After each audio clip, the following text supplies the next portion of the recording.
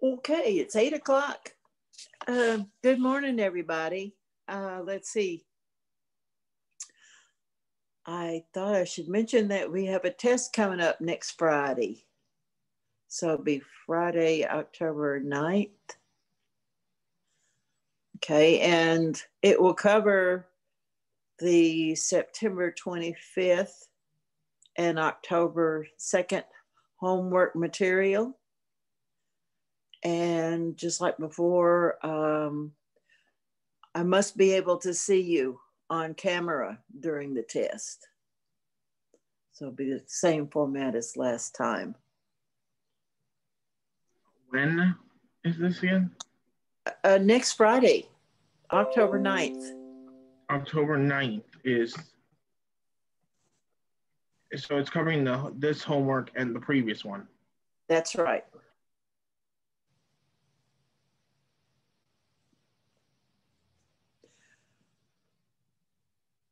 Any questions about anything?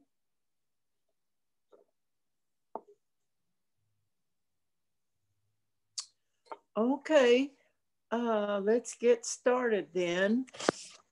Let's see, we were talking about finding absolute maxima and minima for continuous functions defined on a closed interval.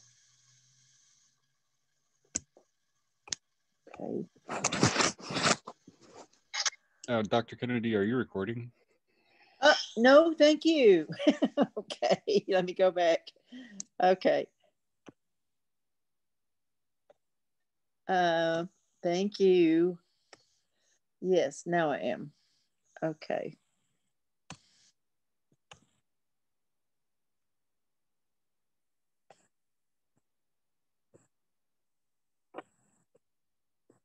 Okay, so that's my other class.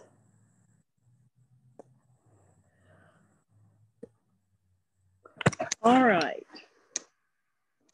So just a little bit of a review from yesterday. The extreme value theorem, which I call EVT.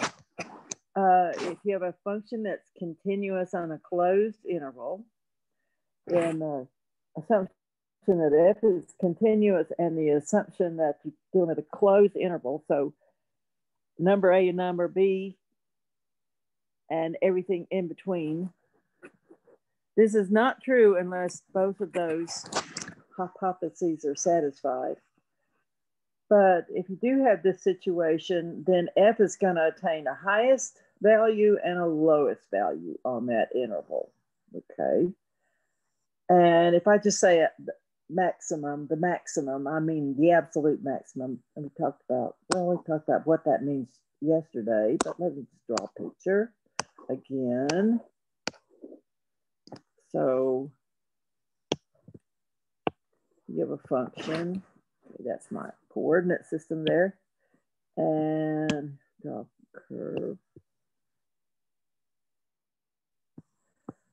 Suppose this is my interval. So I've got a closed interval. This would be A, that would be B. And the extreme value theorem says you're guaranteed a max and a min. Oh gosh, a little bit hard to tell in that picture. But maybe the maximum would be occurring at two places. Let's see.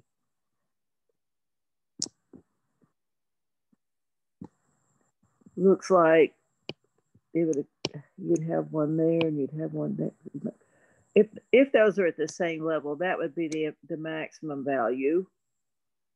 Okay, whatever f of that is, that y value. And the minimum for this function that I've got pictured would occur at A, one of the endpoints. So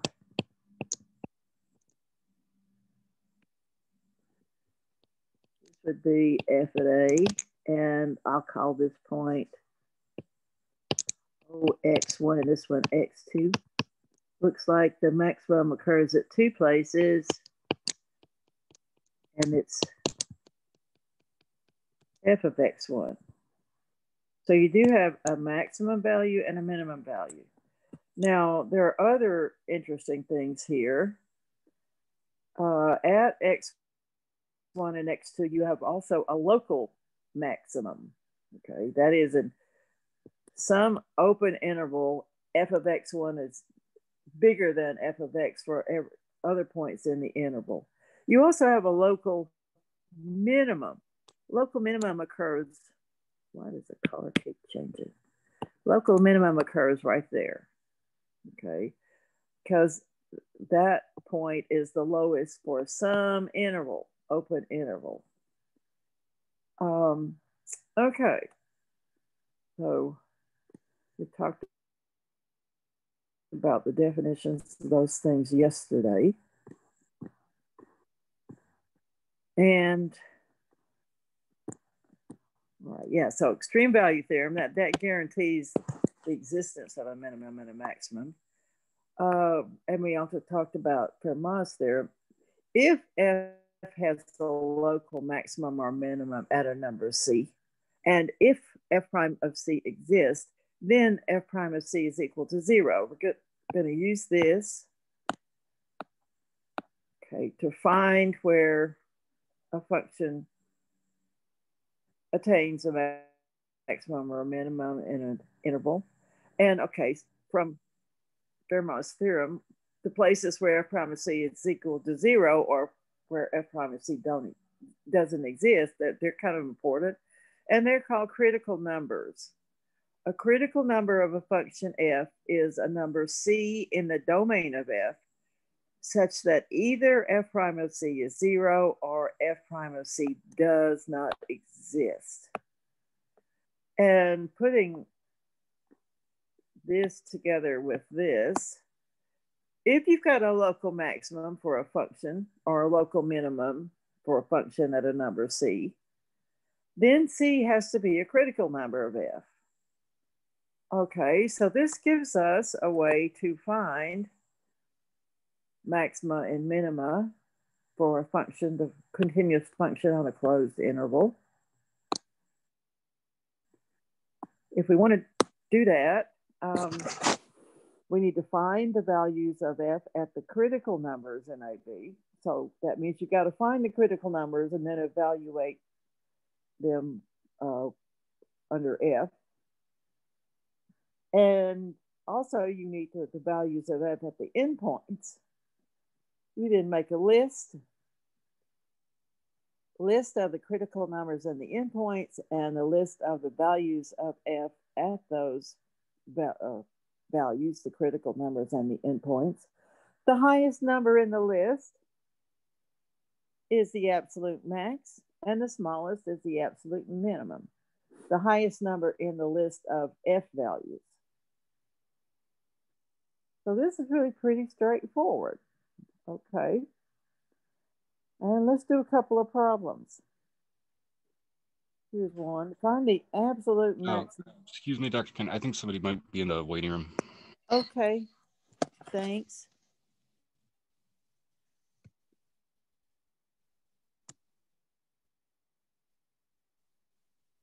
Okay.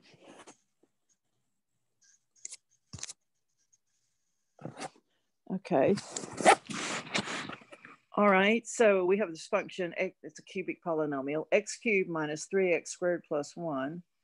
And we want to know the absolute max and the absolute min on the interval -1/2 to 4.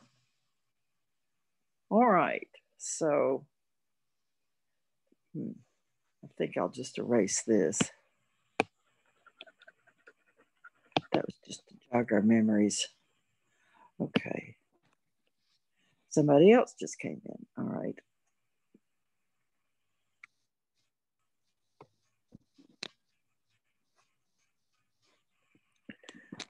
Okay. So I'm going to start my list. Got 2 columns. And this is going to have numbers, and then I'm going to have f of those numbers. Okay. Well, I know 2 numbers that belong in my list are the endpoints. minus a half and 4. And I also need the critical points. Let's go back to black. The critical numbers.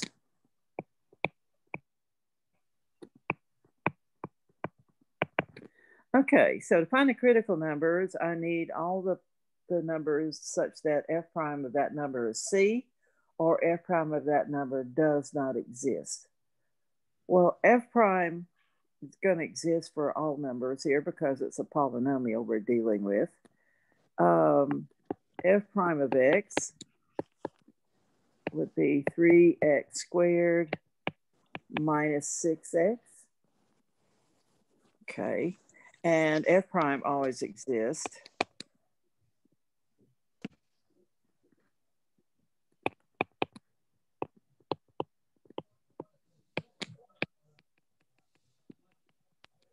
So I'm not going to get any critical numbers out of f prime of C not existing, but there are some numbers where f prime is equal to 0. Those are also critical numbers. And okay, if I want to find out where the x is such that 3x squared minus 6x is 0, well, it really helps to factor. I can factor out of 3 too, can I? 3x times x minus 2. Okay.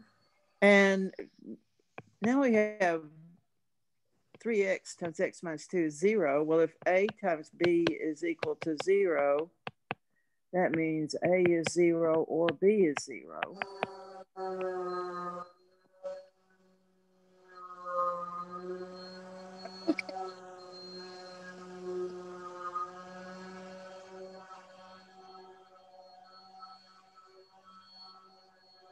Okay.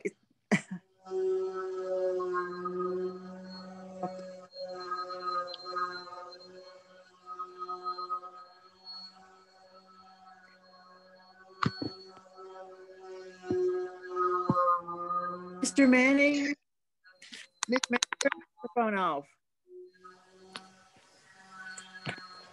Okay. Okay, thank you.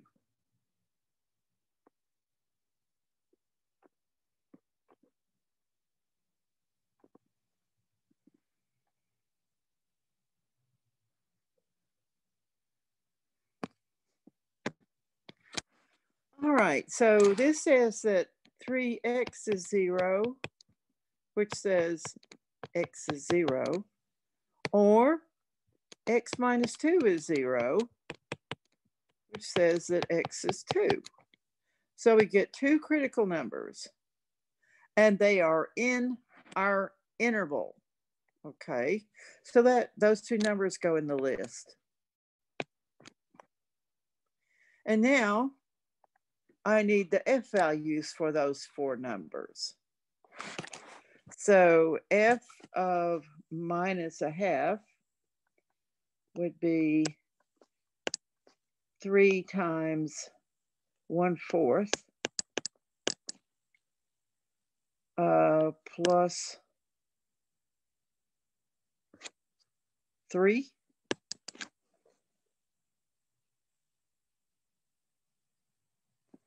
Which is equal to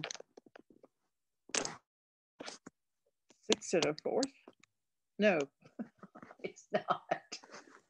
Oh dear. Okay, that's not 3 1/4. It's 3 times 1/4. Oh dear, my arithmetic. Wake up. Okay, 3 times 1/4 plus 3 is 3 3/4, which is 15/4. Wait a minute. That's the wrong thing. I don't put it back in the derivative. I put it back in the function. I am not on the ball this morning. All right. Yeah.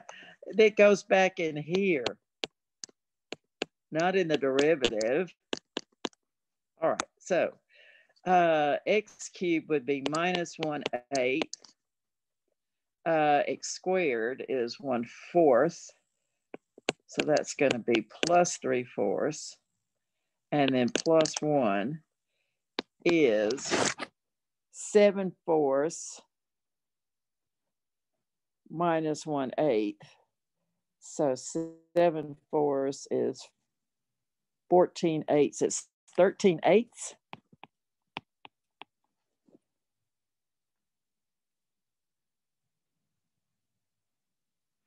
Okay, let me let's 7/4 minus 1/8 is no.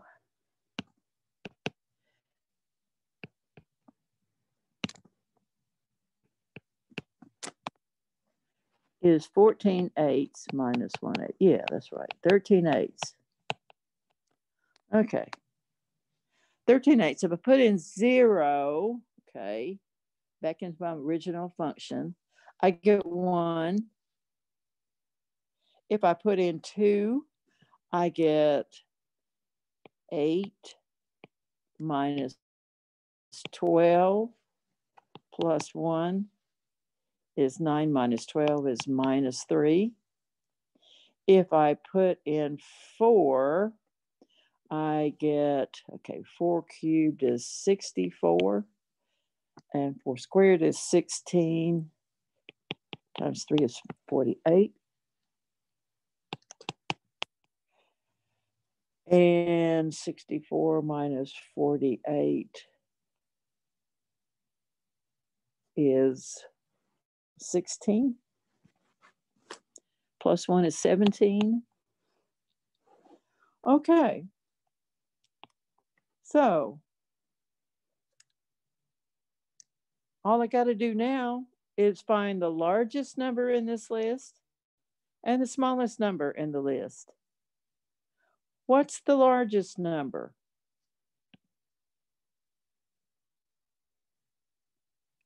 The 17. Yeah, 17 is the largest number. So 17 is the absolute max. Okay, not enough room there.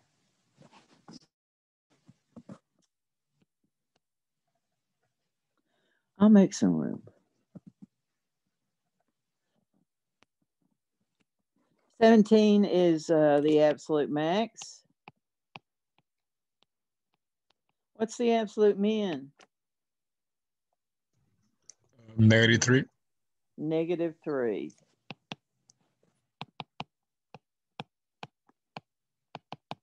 Okay, so the absolute max happened at one of the endpoints. The absolute min happened at one of the critical points in the interior of the interval. And, okay, I can actually use this information to make a rough sketch of that function on that interval.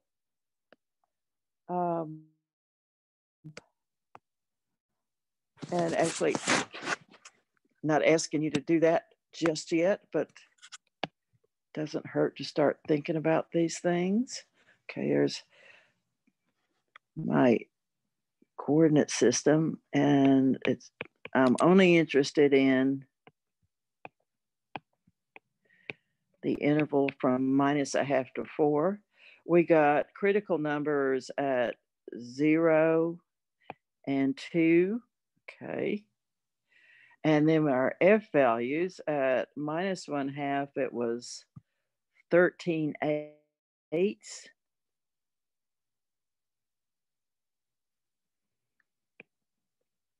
Oh, that certainly changed. At 0 is 1.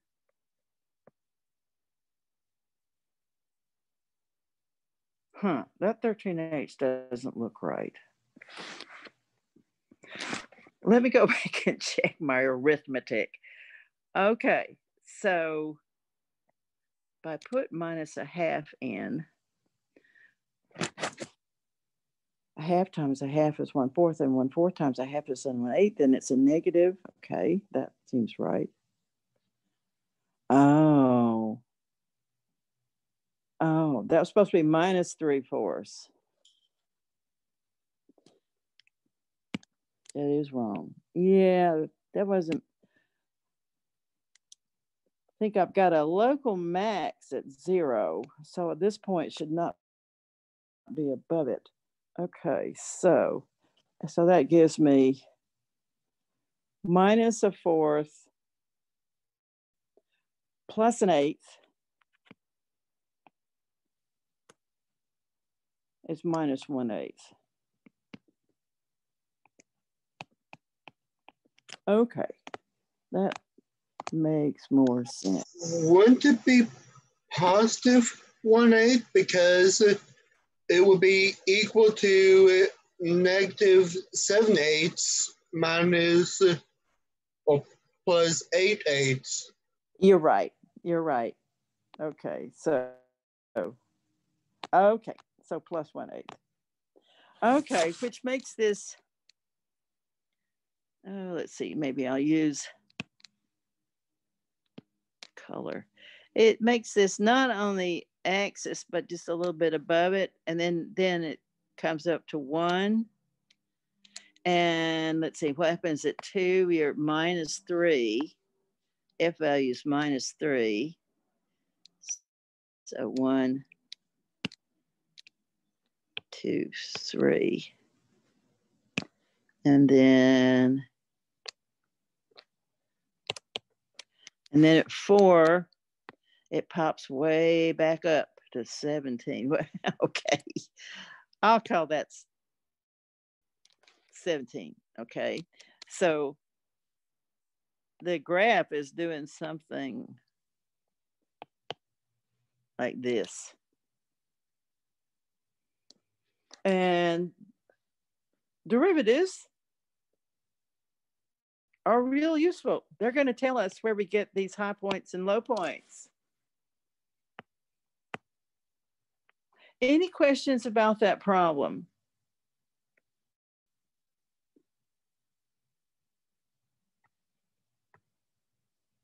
No, ma'am. Okay, let's do another one. Okay, so let's see, I picked out one here.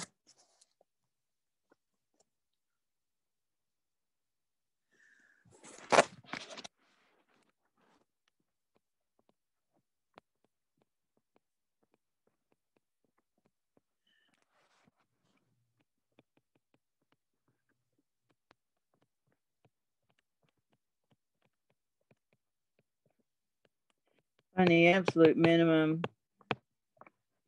and absolute maximum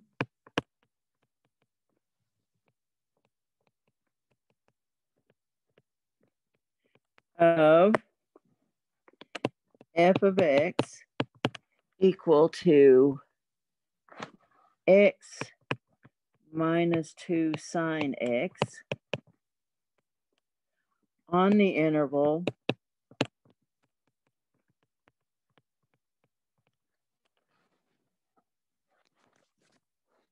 (0 to 2 pi).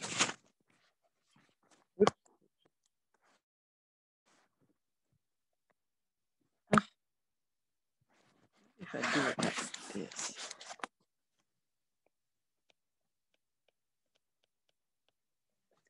Okay. Well, f is a continuous function.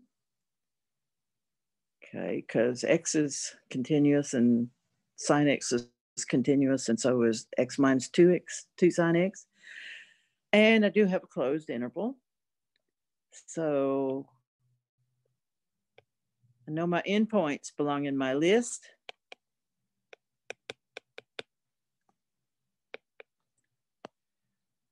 Why is that not showing up?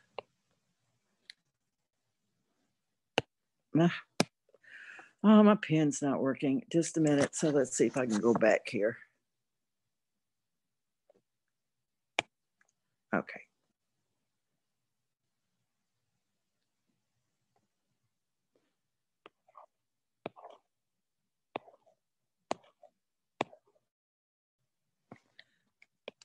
There. Okay.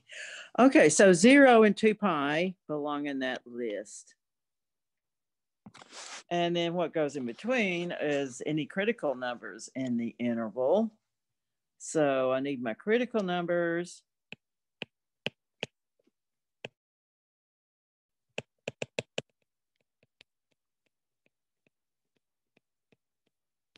And that means taking f prime.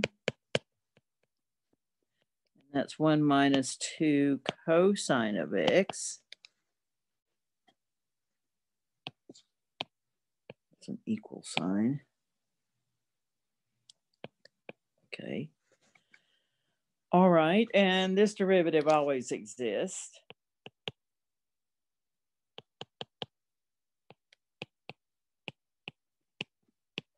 So I'm not going to get any critical numbers out of that situation. But I am going to get some out of setting f prime equal to 0.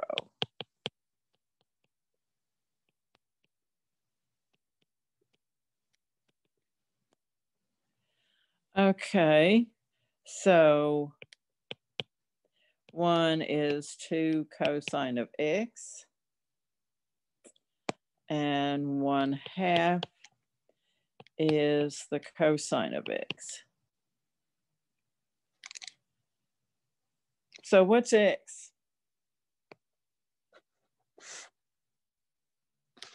What angle has a cosine of 1/2?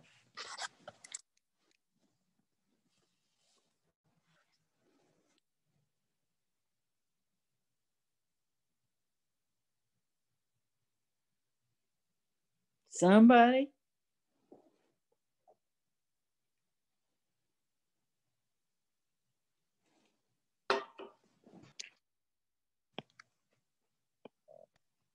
Could it be 45 degrees? 40, well, that's pi over 4, and the cosine of pi over 4 is square root of 2 over 2. Okay, I always remember this little triangle. Oh,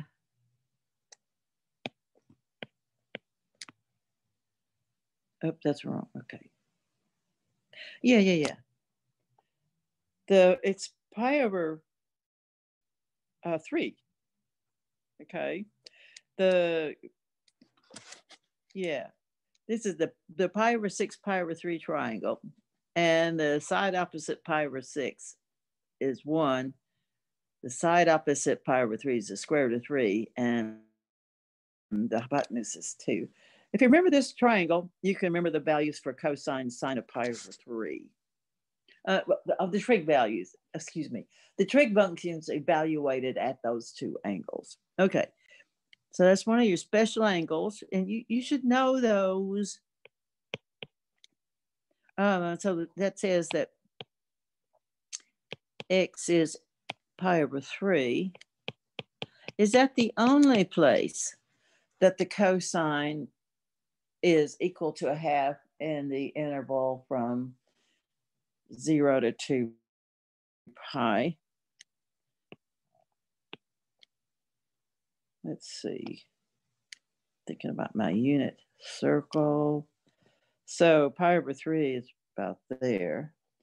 Cosine's negative in the second and third quadrants, but it's positive here.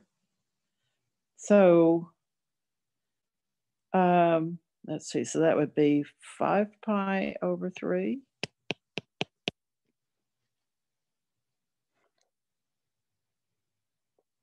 So we get two critical numbers, okay?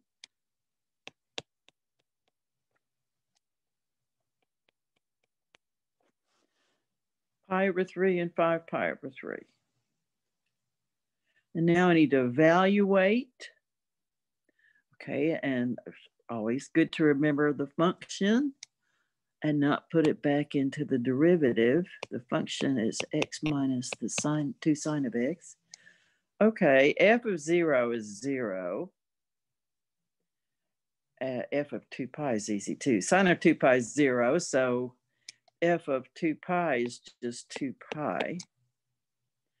And then for pi over 3, the sine of pi over 3 is the square root of 3 over 2. So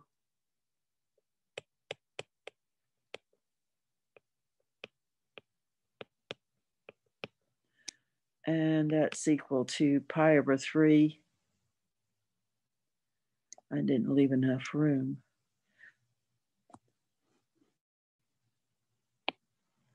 I'll just write that as the square root of 3.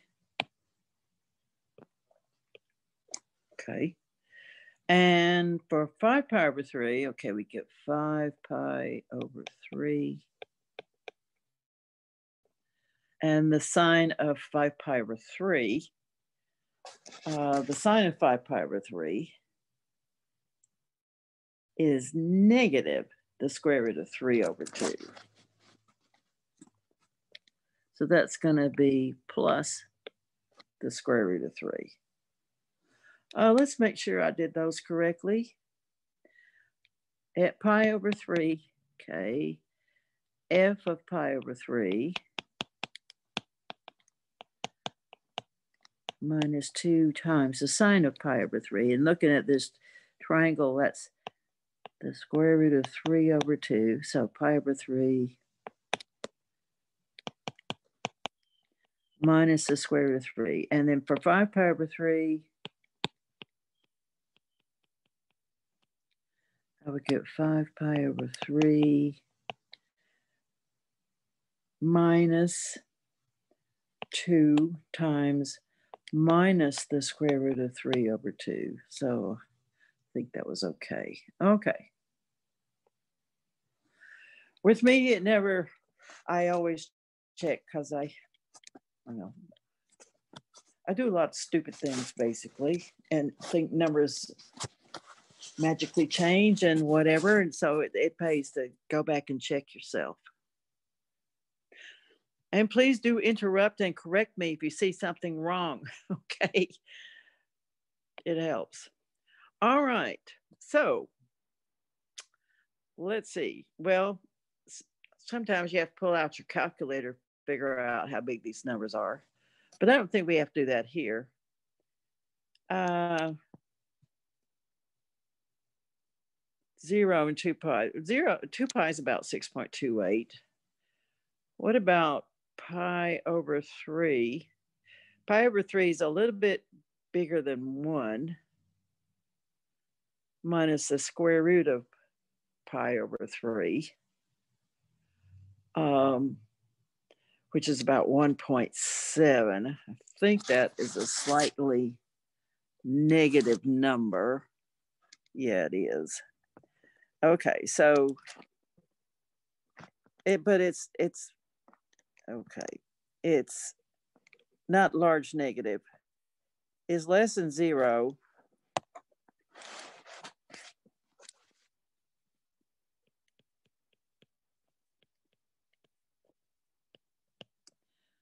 But it's bigger than minus 1.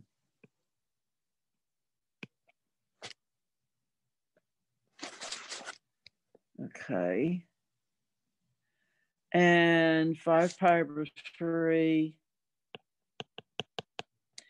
plus the square root of 3. Okay. Well, it's pi over 3 from being at 2 pi.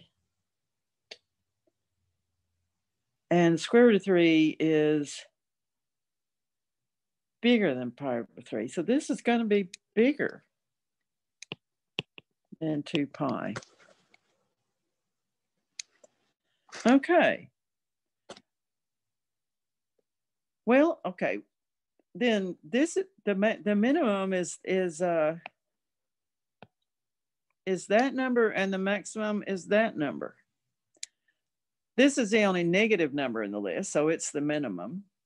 And this number is slightly bigger than 2 pi, so it's the maximum. Okay, so the absolute minimum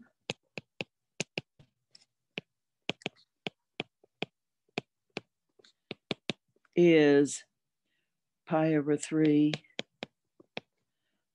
minus the square root of 3, and the absolute maximum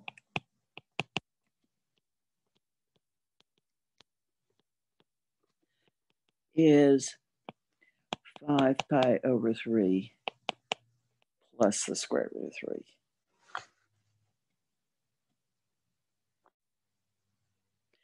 Any questions?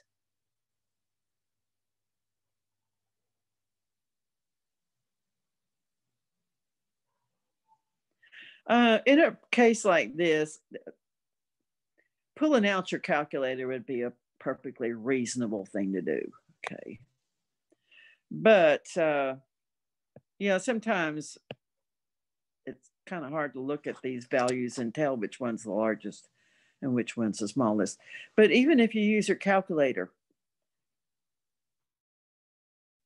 for one thing, make sure that you're putting in radians. Yeah, you change your calculator so it's taking angles in radians and not in degrees.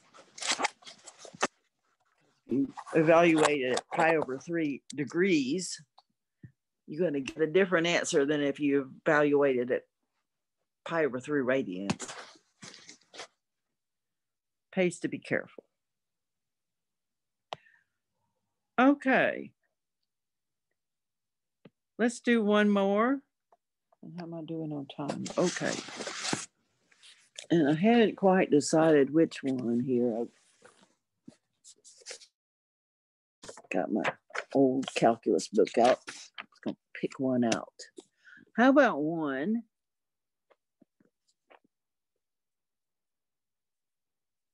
that doesn't exist somewhere, that has a derivative that doesn't exist?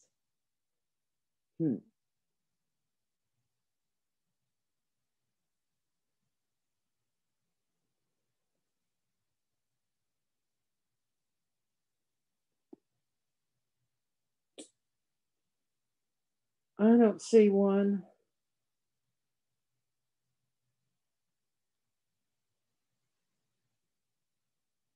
In this list. Okay, there's one where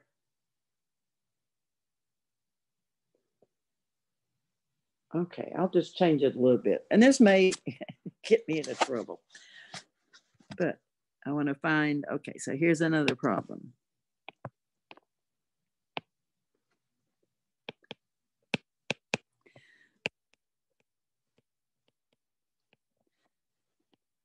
Find the absolute max, I'm abbreviating, and absolute minimum of f of x equal to the cube root of x, cube root of x times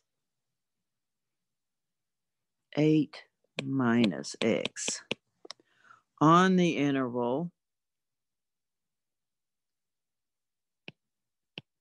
-1 to 8. Okay.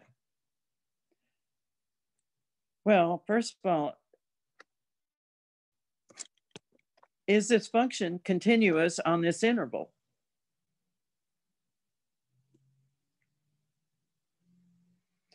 Cube root function's continuous, and the cube root of x exists for all real numbers x.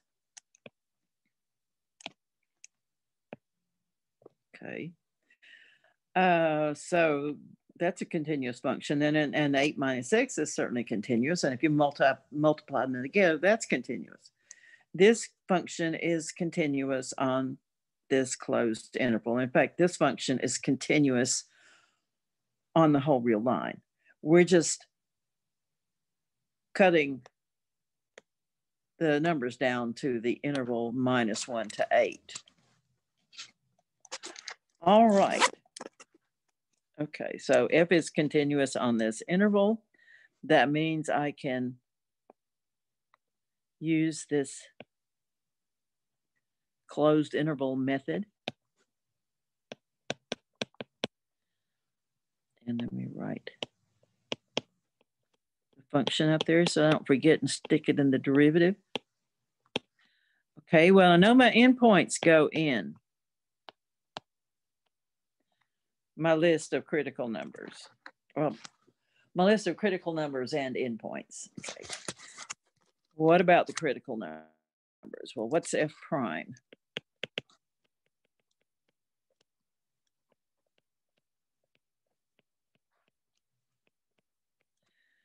F prime of x would be, okay, well, I've got to use the product rule here.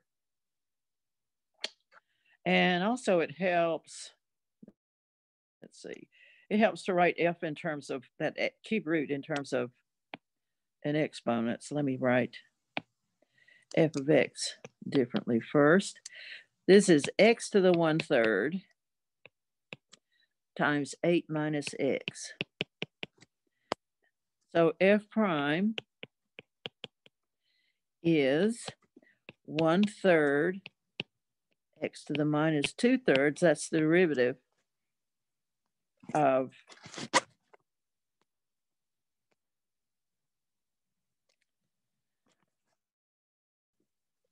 the cube root times 8 minus x, and I'm worried about not leaving enough room. Okay, let me take this. Okay.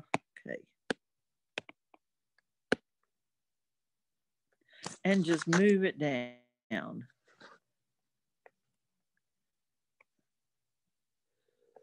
Okay, there.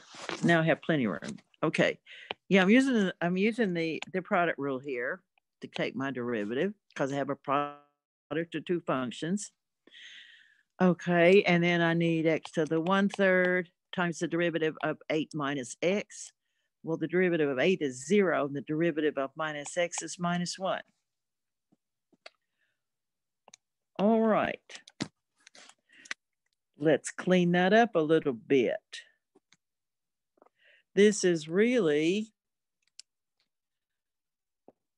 1/3. And then I've got 8 minus x over x to the 2/3.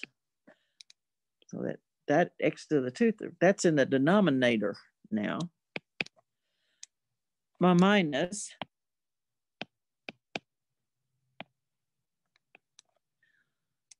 x to the 1/3.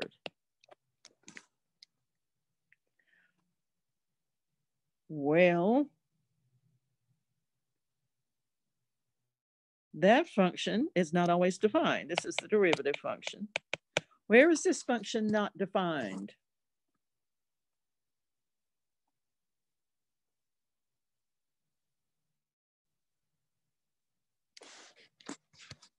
At 0? At 0. Thank you. Okay, so f prime of 0 does not exist, and that means it's automatically in my list of critical numbers. And notice that, but f of 0 does exist. Okay, f prime of 0 does not exist. Okay, so 0 is in my critical numbers, but f prime could still be equal to 0 at a number 2. Looking at this, it's not so easy to tell where that is.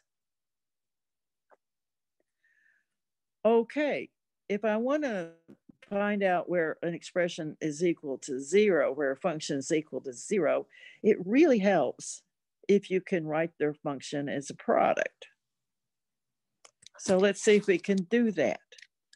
And what I'm going to do here then is to get a common denominator, which is going to be x to the 2/3, maybe 3x to the 2/3. Okay, so I'm going to rewrite f prime, put everything over 3x to the 2/3. Well, the 8 minus x is over 3x to the 2/3 already. But my x to the 1/3's not. This needs to be multiplied by 3x to the 2/3 to get it. Okay, and I'm just using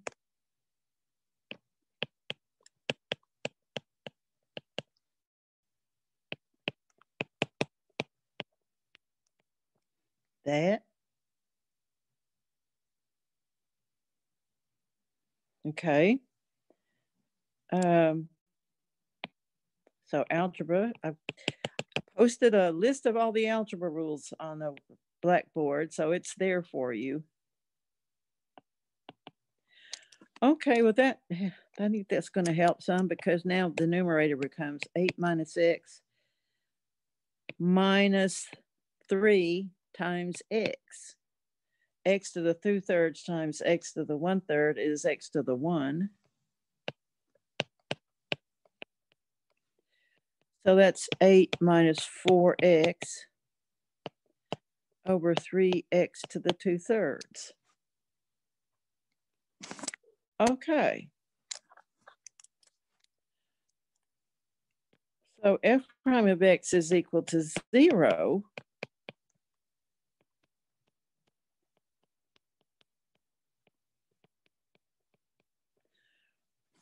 A fraction is equal to 0 when its numerator is 0 and its denominator is not 0.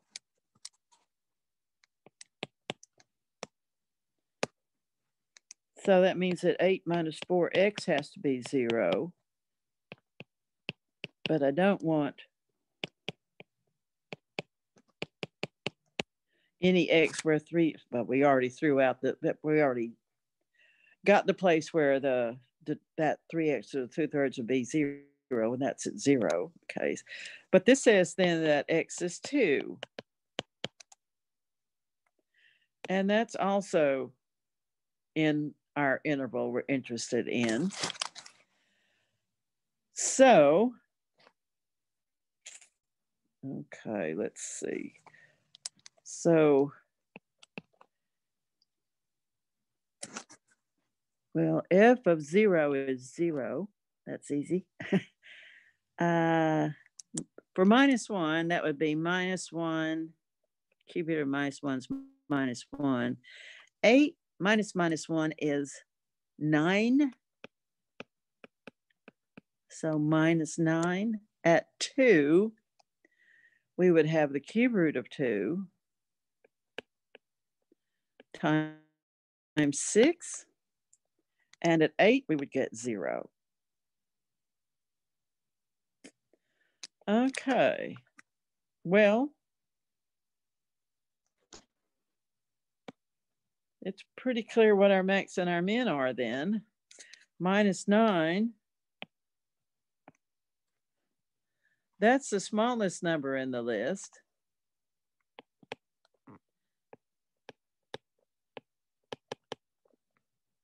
It's the absolute minimum. And 6 times 2 to the 1/3, that's the only positive number in the list, is the absolute max. Okay. Any questions?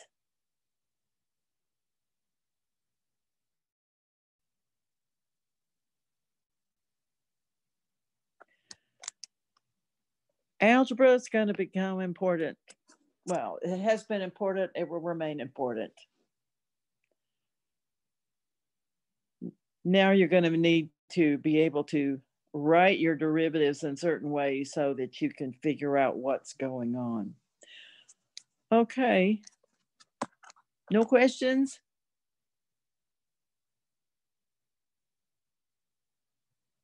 No, ma'am. Okay, I think I'm going to stop there. Well, we have 6 minutes left, but I think that's plenty of material for today. Let's see. The material I've been talking about today and yesterday? Yeah, your test ends with the homework that you hand in this Friday, okay? The test material ends there. So what I've been talking about the last couple of days will be on the next exam.